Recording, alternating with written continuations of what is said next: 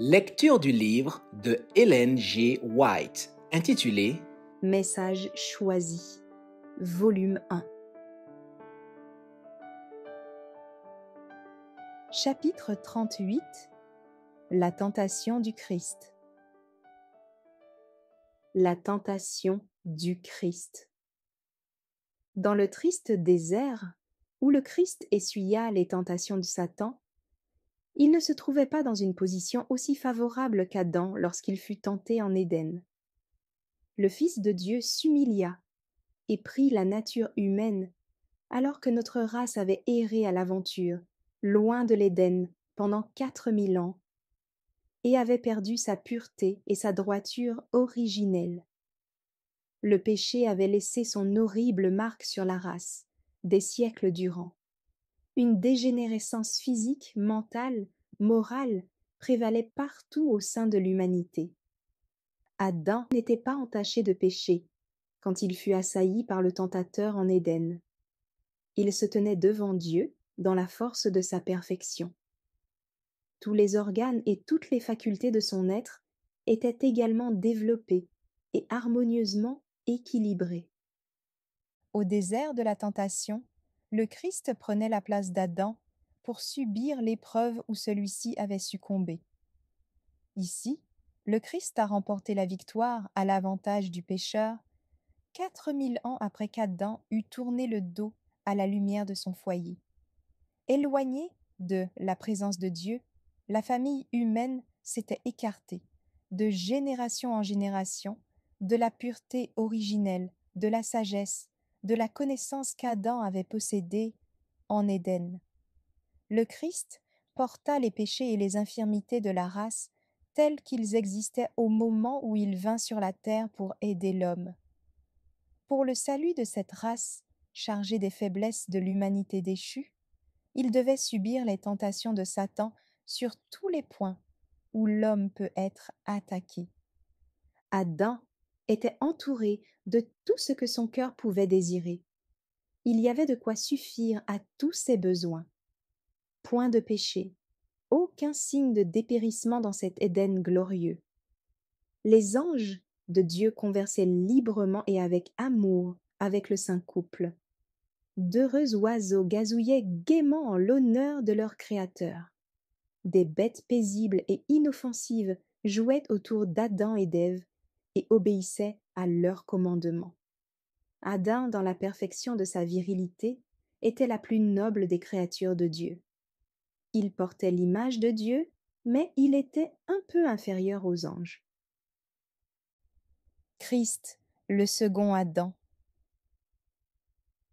Quel contraste avec le second Adam, au moment où il entrait dans un triste désert pour lutter seul contre Satan. Depuis la chute, notre race n'avait cessé de diminuer en stature, en force physique, et sa valeur morale était allée en décroissant jusqu'à l'époque de la venue du Christ sur la terre. Pour relever l'homme déchu, le Christ devait descendre à son niveau. Il prit donc la nature humaine et se chargea des infirmités et de la dégénérescence de la race. Lui qui ne connaissait aucun péché, devint péché pour nous.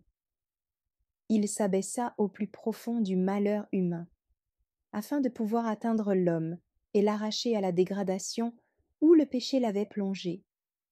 Il convenait, en effet, que celui pour qui et par qui sont toutes choses, et qui voulait conduire à la gloire beaucoup de fils, éleva à la perfection par les souffrances le prince de leur salut. Hébreux 2, verset 10.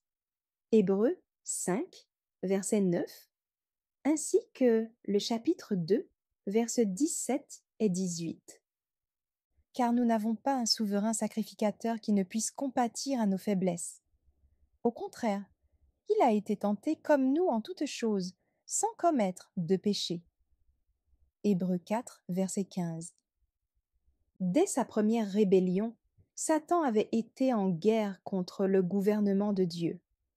Enhardi par le succès obtenu en tentant Adam et Ève en Éden, et en introduisant par là le péché dans le monde, ce grand ennemi s'était vanté orgueilleusement de pouvoir vaincre le Christ, quand il apparaîtrait dans une nature humaine, parce qu'alors il serait plus faible que lui-même. Il avait été ravi de voir qu'Adam et Ève n'avaient pu résister à la tentation de l'appétit. Il avait triomphé des habitants de l'ancien monde, de la même manière en excitant leur convoitise et leur passion corrompue. C'est encore par l'appétit qu'il avait triomphé des Israélites. Ce vantard prétendait que le Fils de Dieu lui-même, qui avait été avec Moïse et Josué, n'avait pu résister à son pouvoir et introduire en Canaan le peuple de son choix, puisque tous ceux qui avaient quitté l'Égypte périrent dans le désert. Il avait aussi réussi par ses tentations à faire que cet homme doux, Moïse, s'attribuât la gloire qui revient à Dieu seul. Par l'appétit et la passion, il avait fait encourir le déplaisir divin à David et Salomon, ces hommes qui jouissaient de la faveur de Dieu. Il se vantait de réussir à contrecarrer le dessein de Dieu concernant le salut de l'homme par le moyen de Jésus-Christ. Dans le désert de la tentation, le Christ fut privé de nourriture pendant 40 jours. En certaines occasions, Moïse était resté tout aussi longtemps sans nourriture, mais sans ressentir les aiguillons de la faim. Il n'avait pas été tenté et harcelé par un vil et puissant ennemi, comme l'a été le Fils de Dieu. Il avait été élevé au-dessus du niveau humain, et particulièrement soutenu par la gloire divine qui l'enveloppait. L'homme soumis aux terribles effets du péché. Satan avait si bien réussi à tromper les anges de Dieu et à faire tomber le noble Adam, qu'il pensait pouvoir vaincre le Christ dans son état d'humiliation. Il éclatait de joie en pensant au résultat de ses tentations, l'accroissement du péché, par de continuelles transgressions de la loi de Dieu pendant plus de 4000 ans. Il avait amené la ruine de nos premiers parents, introduit le péché et la mort dans le monde, et conduit à la ruine des multitudes de tous âges, de tout pays, de toute classe sociale.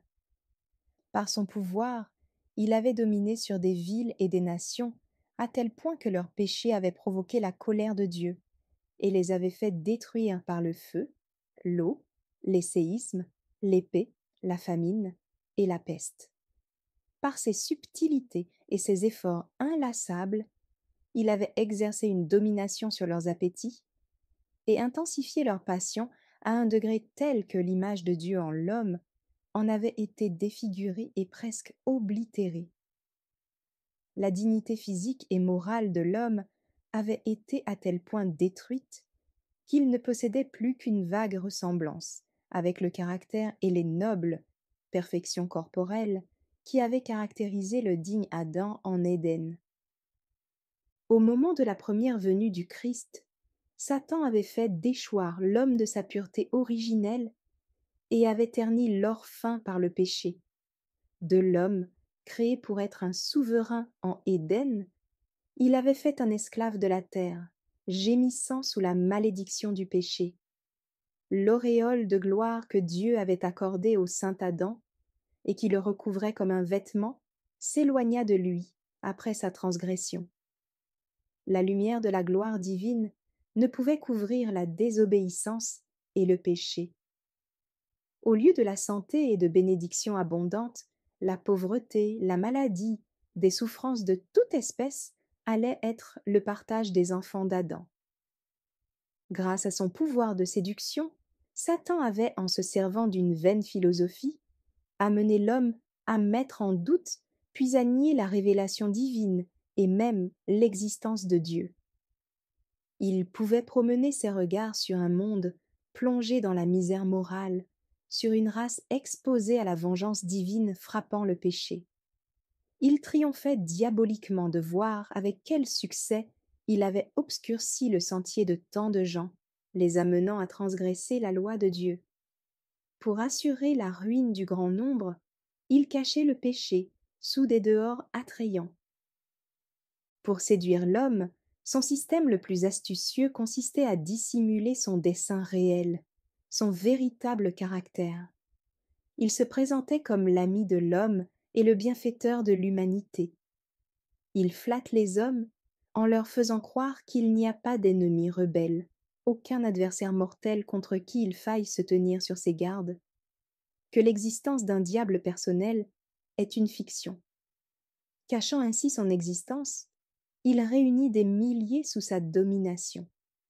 Il les trompe après avoir vainement essayé de tromper le Christ, leur faisant croire qu'il est un ange venu du ciel pour accomplir une bonne œuvre en faveur de l'humanité. Les masses sont si aveuglées par le péché qu'elles ne peuvent discerner les ruses de Satan.